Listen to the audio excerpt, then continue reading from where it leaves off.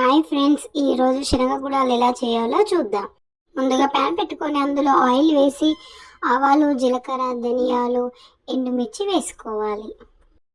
అవి కొంచెం వేగాక అందులో పచ్చిమిర్చి, ఉల్లిపాయలు కూడా వేసుకోవాలి. అవిని కూడా కొంచెం వేపుతూ అందులో కొంచెం సాల్ట్ వేసుకోవాలి. సాల్ట్ వేసుకొని కొంచెం ఫ్రై చేయాలి. అందులో దంచుకున్న వెల్లుల్లి కూడా వేయాలి. ఆ తర్వాత అందులో కరివేపాకు, కొత్తిమీర వేసుకోవాలి.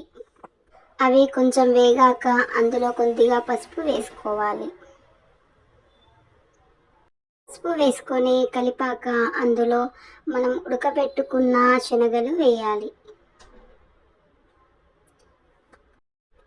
అలా వేసుకొని వాటిని కొద్దిసేపు ఆయిల్లో ఫ్రై చేసి అందులో కొంచెం మిర్చి పౌడర్, అలాగే ధనియా పౌడర్ కూడా వేసుకోవాలి.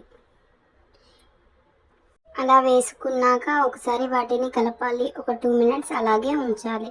ఈ వర్షాకాలంలో వేడివేడిగా ఇలా శనగగుడాలు చేసుకొని తింటే చాలా బాగుంటుంది.